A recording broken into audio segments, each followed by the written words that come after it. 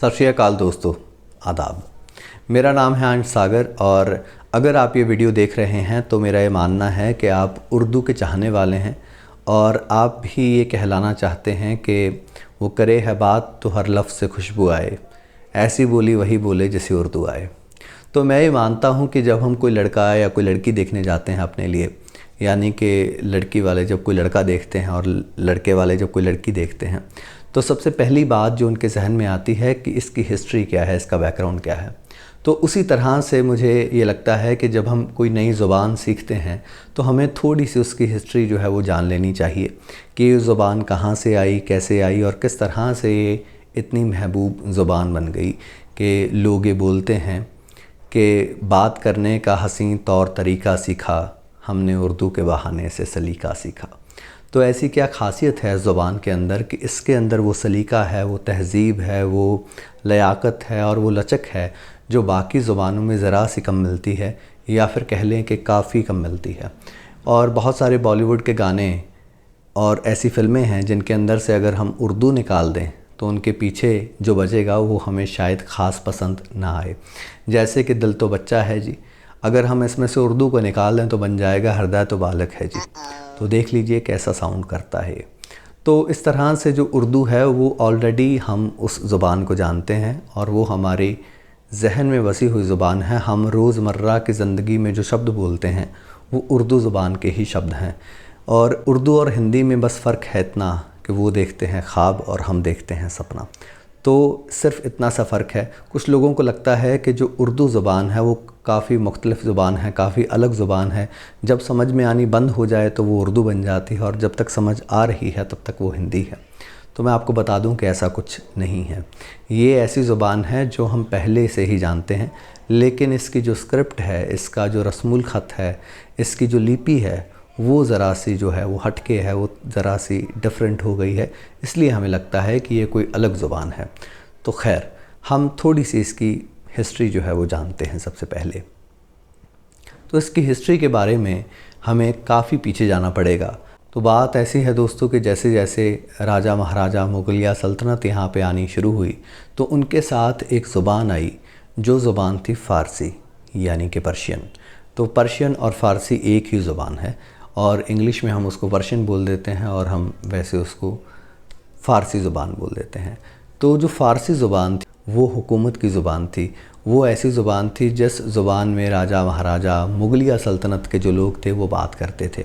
लेकिन हमारे यहाँ पे हिंदुस्तान में जो ज़ुबान थी वो ज़ुबान संस्कृत के आसपास की ज़ुबान थी, हिंदी जैसी कोई ज़ुबान थी। तो जब दो बिल्कुल डिफरेंट लैंग्वेजेस के लोग अगर एक दूसरे के साथ बात करेंगे, अब आप इसको सिंप्लीफाई करके यूँ समझ सकते हैं कि मान लीजिए आपका कोई दोस्त है वो बड़ी गालियाँ देता है और आपका एक दोस्त है जो बहुत ज़्यादा पढ़ाई करता है। तो आप कैसे बनेंगे? आप थोड़े बहुत गाली गलौच वाले बनेंगे और थोड़े बहुत आप पढ़ाकू बन जाएंगे। तो इस तरह से जो उनके गुण हैं वो आप ऑटोमेटिकली अपने अंदर लेके आते हैं और आपके जो कुछ गुण हैं वो उनके अंदर चले जाते हैं। तो जैसी संगत वैसी रंगत वाली बात होती है। तो इसी तरह से जब दो मुख्तलिफ़ ज़ुबानों के लोग, दो ऐसे लोग जो कि बिल्कुल डिफरेंट ज़ुबान बोल रहे हैं, वो लोग जब आपस में मिलेंगे, यानी कि यहाँ पर रहने वाले हिंदी बोलने वाले लोग या फिर संस्कृत बोलने वाले लोग और एक तरफ से हमारे पास आ रहे हैं ऐसे लोग जो कि फ़ारसी बोलते हैं, तो जब ये लोग आपस में बात करते हैं तो इनके बीच में से एक ज़ुबान निकल के आती है जिसका नाम आगे जाकर उर्दू बनता है, जिसकी जो शक्ल है वो तो रह जाती है फ़ारसी के जैसी, यानी कि वो देखने में फ़ारसी जैसी है, उसकी जो लिपि है वो फ़ारसी जैसी है, लेकिन उसका जो बोलने का लहजा है, उसके अंदर जो शब्द हैं, उसकी जो ग्रामेटिकल स्ट्रक्चर है उस ज़ुबान का, वो बिल्कुल भी फ़ारसी जैसा नहीं है, वो बड़ा हिंदी नुमा है, बड़ा हिंदी जैसा है। तो उसको यूँ भी समझ सकते हैं कि जब आप और मैं चैट करते हैं तो उस चैट के अंदर हम एक्चुअल में तो रोमन स्क्रिप्ट के अंदर लिख रहे होते हैं कि आप कैसे हैं। लिखा तो मैंने ये हिंदी में, लेकिन जो मेरी स्क्रिप्ट थी वो रोमन की स्क्रिप्ट थी, यानी कि जो इंग्लिश की स्क्रिप्ट है वो स्क्रिप्ट थी।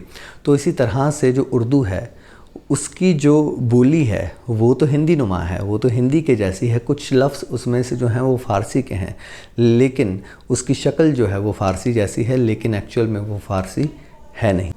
तो ये बात समझने की है कि इस तरह से ये ज़ुबान पैदा हुई, इस तरह से ज़ुबान बननी शुरू हुई कि आम लोगों के बीच में इसकी जो शक्ल थी वो तो फ़ारसी जैसी रही, लेकिन जो इसका ग्रामेटिकल स्ट्रक्चर था वो बिल्कुल रहा हिंदी के जैसा, यानी कि हमारी अपनी ज़ुबान जैसा। तो इस तरह से ये जो ज़ुबान है पैदा होती है। इसलिए बोला जाता है कि जो उर्दू है वो एक पिजन लैंग्वेज है। पिजन लैंग्वेज हम उस ज़ुबान को बोलते हैं जो ज़ुबान दो या दो से ज़्यादा मुख्तलिफ़ ज़ुबानों से मिलकर बनी हो और उसके बाद अपनी एक अलग आइडेंटिटी वो ज़ुबान जो है वो बना लेती है। लेकिन जब इस बात का पता चलता है हुकूमत को, यानी कि सल्तनत को, यानी कि बादशाहों को, कि भाई एक ऐसी ज़ुबान जो है वो आम लोगों में पैदा हो गई है, बन गई है, जिसकी शक्ल हमारी ज़ुबान जैसी है, यानी कि फ़ारसी के जैसी है, लेकिन वो फ़ारसी है नहीं, तो उसके बाद इसको नाम दिया जाता है रेख्ता। वो बोलते हैं कि ये तो रेख्ता है। अब रेख्ता जो शब्द है वो आपने सुना होगा, जश्न रेख्ता सुना होगा, रेख्ता.org सुना होगा। तो रेख्ता उन्होंने जो नाम रखा वो उन्होंने ऐसे ही रखा कि उर्दू का पहला नाम रेख्ता था। और रेख्ता के मायने हैं बकवास, बेकार, फेंकने वाली चीज़। तो ऐसा इसको नाम दिया गया। लेकिन अब आप सोचेंगे कि भाई जो रेख्ता.org है, इतनी बड़ी वेबसाइट है, इतना बड़ा प्लेटफॉर्म है, आज के दौर में उर्दू के लिए सबसे ज़्यादा जाना जाने वाला जो प्लेटफॉर्म है वो रेख्ता है, तो वो किस तरह से अपना नाम रेख्ता रख सकते हैं? तो उसके पीछे की जो कहानी है वो बस इतनी सी है कि मान लीजिए मेरा नाम अंश सागर है, मानने की क्या ज़रूरत है ही। और अगर मैं आपको बड़ा बकवास बेकार आदमी लगता हूँ तो जहाँ कहीं भी मेरे नाम का ज़िक्र होगा आपको होगा यार किसका नाम ले लिया। भले ही मेरे जो नाम का अर्थ है वो बड़ा अच्छा है, उसके मीनिंग तो बड़े अच्छे हैं, लेकिन वो आदमी अच्छा नहीं है। इसी तरह से उर्दू के साथ हुआ भाई कि उर्दू का नाम चाहे कुछ भी रख दिया, लेकिन ये जो ज़ुबान थी इतनी ज़्यादा महबूब ज़ुबान थी कि लोगों को इस बात से फ़र्क ही नहीं पड़ा कि भाई इसका नाम है क्या। तो इसी तरह से अगर आपको अंश सागर अच्छा लगता है तो इसका नाम कहीं भी आएगा आपका दिल जो है वो जगमगा उठेगा, भले ही इसके नाम का अर्थ जो है वो अच्छा हो या ना हो, उस बात से इसका कोई ताल्लुक़ है नहीं। तो इस तरह से जो रेख्ता है वो इसका पहला नाम पड़ता है। तो दोस्तों इसी के साथ जुड़ी एक और बड़ी दिलचस्प बात ये है कि उर्दू नाम कहाँ से आया और उर्दू शब्द का अपने आप में मतलब क्या है।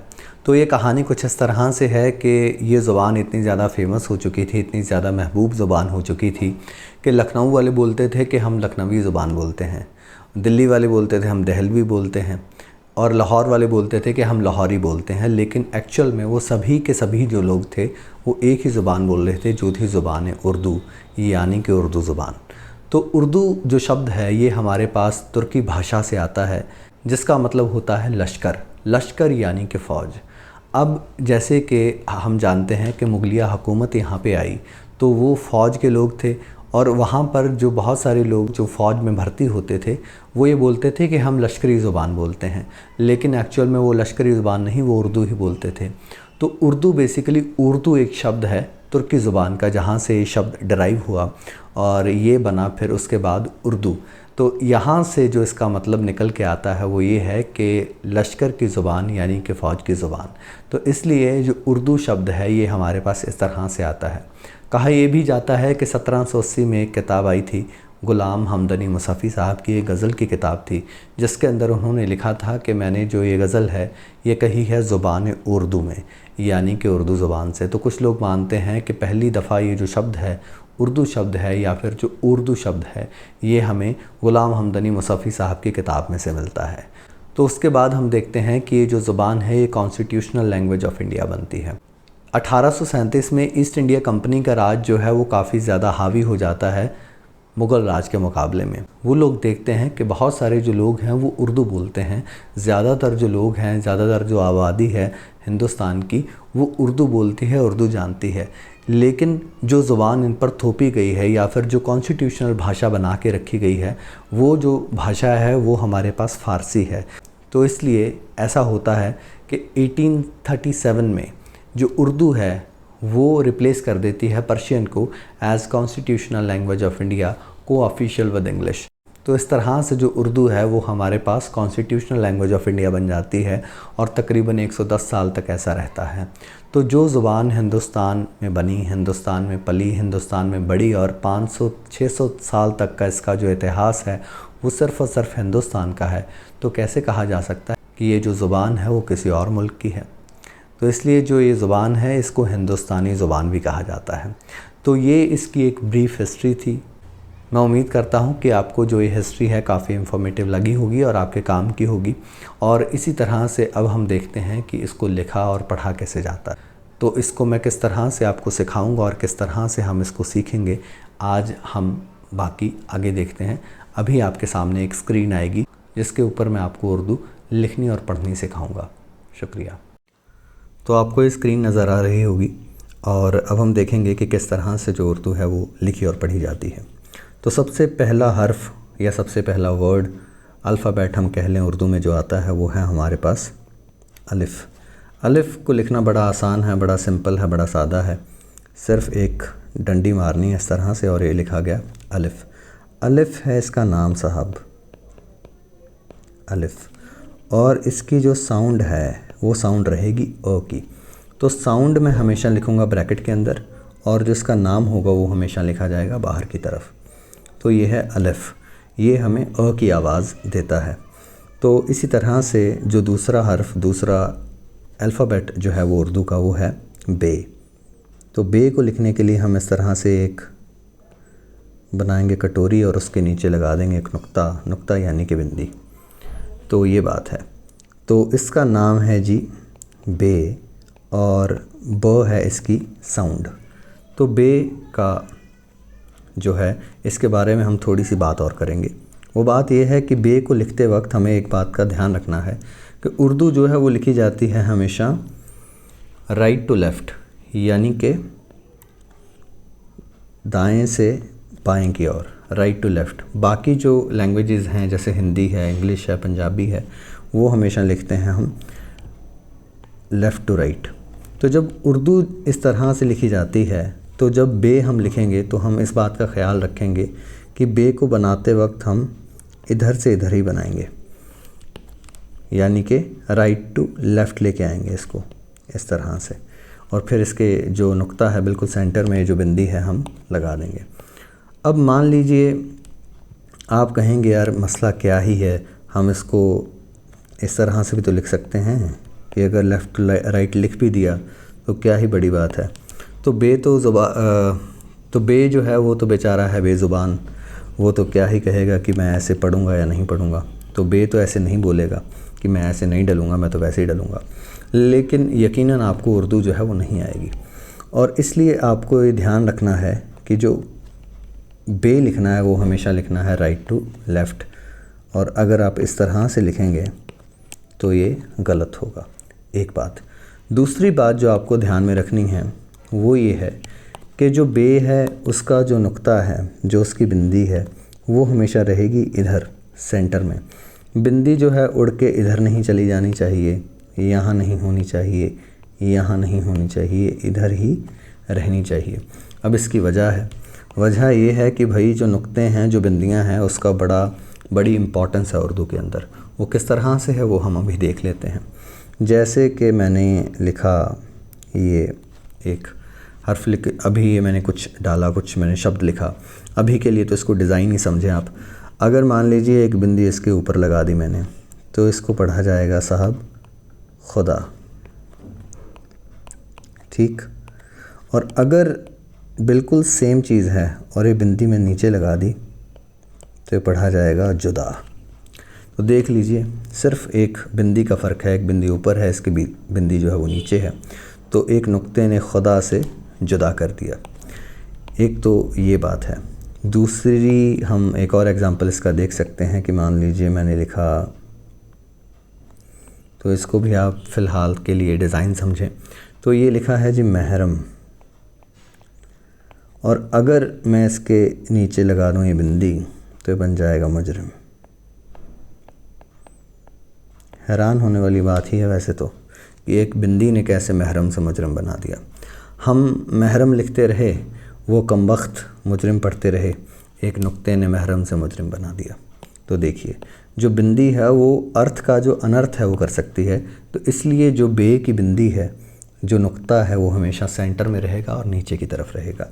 इस बात का ख़ास ख्याल जो है आपको रखना है। अब अगर हमें लिखना है अब, यानी कि अब लिखना है तो बड़ा सिंपल है, बड़ी सादी बात है। अलिफ़ आता है लिखना, अलिफ़, उसके बाद हमें बे भी आता है, इसके साथ में हम लिखेंगे बे, तो ये लिखा गया अब। उर्दू की किसी भी किताब में देखिएगा अब इसी तरीके से लिखा जाता है, तो ये लिखा गया अब। मान लीजिए अब मेरा दिल है लिखने का रब, तो रब कैसे लिखेंगे साहब, उसके लिए मुझे रे आना चाहिए। तो रे को लिखने का बड़ा सिंपल तरीका है, वो ये है कि जैसे अलिफ़ हम इस तरह से पूरा डालते हैं, रे डालने के लिए हम आधा अलिफ़ डालेंगे और उसको यहाँ से तिरछा कर देंगे, टेढ़ा कर देंगे। तो आधा अलिफ़ डालेंगे और उसको यहाँ से कर देंगे तिरछा, तो ये बन जाएगा रे। रे इसका नाम है, र इसकी जो है साउंड है। तो रे लिखना बड़ा सिंपल है, इस तरह से लिखेंगे तो ये बन जाएगा रे। तो अब रब लिखना है जब, तो रे और उसके बाद लगा देंगे बे, तो ये बन गया है रब। या रब गमे हिजरां में इतना तो किया होता, जो हाथ जिगर पर है वो दस्ते दुआ होता। उसके बाद देखिए कि मुझे लिखना है दब, तो दब कैसे लिखेंगे, दाल आना चाहिए उसके लिए। तो दाल लिखना भी बड़ा आसान है, इतना दुश्वार नहीं है। इस तरह से एक गोला बनाएंगे बड़ा सिंपल, और ये बन जाएगा दाल। दाल इसका नाम है, द है इसकी साउंड। तो दाल लिखने के लिए सिर्फ हमें इतना सा गोला बनाना है, तो ये लिखा जाएगा दाल। अब लिखना है दब, तो दाल लिखेंगे उसके साथ लिख देंगे बे, तो बन गया जी दब। ठीक, अब उसके बाद देखिए, उसके बाद लिखना है जी कब। कब लिखना भी बड़ा सिंपल है, काफ आना चाहिए उसके लिए। तो काफ लिखने के लिए क्या करना है, बे आता है बनाना इस तरह से। अब ये बिंदी नहीं लगानी है, लेकिन ये कटोरी इसी तरह से बनानी है। ऊपर एक लगा देंगे इस तरह से डंडा, वो बन जाएगा जी काफ। बड़ा सिंपल है, क की हमें देगा ये साउंड। मतलब बे जैसी कौली बनानी है, कटोरी बनानी है, और उसके ऊपर एक डंडा मार देना है, बन जाएगा काफ। तो कब लिखने के लिए इस तरह से लिखेंगे क, और फिर इस तरह से लिखेंगे ब, तो ये लिखा गया कब। हमने कब चाहा कि वो शख्स हमारा हो जाए, बस इतना दिख जाए कि आँखों का गुजारा हो जाए। तो ये बात है, कब इस तरह से लिखेंगे। अब लिखना चाह रहा हूँ मैं अदब, अलिफ़, फिर लिखेंगे हम दाल, और फिर लिखेंगे बे, ये लिखा गया अदब। तुम्हें आ जाएंगे आदाब व अदब, तुम उर्दू से मोहब्बत करके तो देखो। तो उर्दू जो है वो लिखी जाती है राइट टू लेफ़्ट, और पढ़ी भी राइट टू लेफ़्ट जाती है। इस तरह से बन जाएगा अ, द और ब, अदब। फिर उसके बाद हम देखते हैं कि आप ये खुद से पढ़ने की कोशिश करें।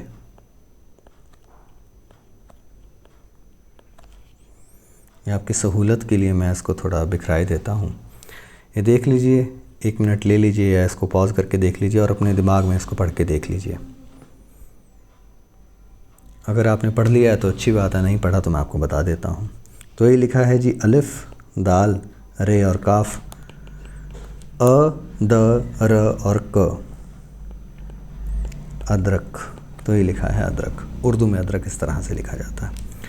साहब ये थी हमारी पहली क्लास, जिसके अंदर हमने 5 हर्फ सीखे, 5 लेटर्स सीखे, अलिफ़, बे, रे, दाल और काफ। ठीक, तो अब करना क्या है, एक होमवर्क है आपके लिए। होमवर्क आपने क्या करना है कि इनको 20 बार लिखना है, 20 टाइम्स प्रैक्टिस करनी है इसकी। कैसे करनी है प्रैक्टिस, वो देख लीजिए। कॉपी पे लिखना है अलिफ़, अलिफ़, अलिफ़, अलिफ़, फिर लिखना है बे, बे, बे, बे, इस तरह से। अब बे को बनाने के लिए हम इस तरह से इसको डब्बे की फॉर्म में बनाएं, ताकि शुरुआत में हम इसको इस तरह से ज़्यादा आसानी से सीख पाएंगे। अब अगर आप पहले से ही प्रो लेवल बनना कोशिश करेंगे बनने की, तो कई बार होता है कि लोग इसकी ये हालत भी कर देते हैं। तो इस बेचारे को इस हालत तक ना लेके आएँ, तो कोशिश करें कि इसको इस डब्बे की तरह बनाते जाएं, ताकि आसानी से लिखा जाए। उसके बाद इस तरह से इसको गोलाई देंगे, प्रो लेवल जो है धीरे धीरे जो है आप सीख जाएंगे। यही जो काम आपको करना है काफ के मामले में। कि इस तरह से डंडा पहले पूरा डब्बा बनाना है और डब्बे की तरह ही फिर आपने इसको बॉक्सी सा डिज़ाइन देना है। फिर धीरे धीरे जो है इसको गोलाई की तरफ लेके जाना है। फिर रे है और दाल है, और इसी तरह से इसको 20-20 बार आप लिखेंगे। वो लिखने के बाद कुछ मैं आपको वर्ड्स यहाँ पे लिख देता हूँ आपके लिए। 3, 4, 5, 6 और 7। तो ये 7 जो वर्ड्स हैं ये आपको उर्दू में लिख के लेके आने हैं।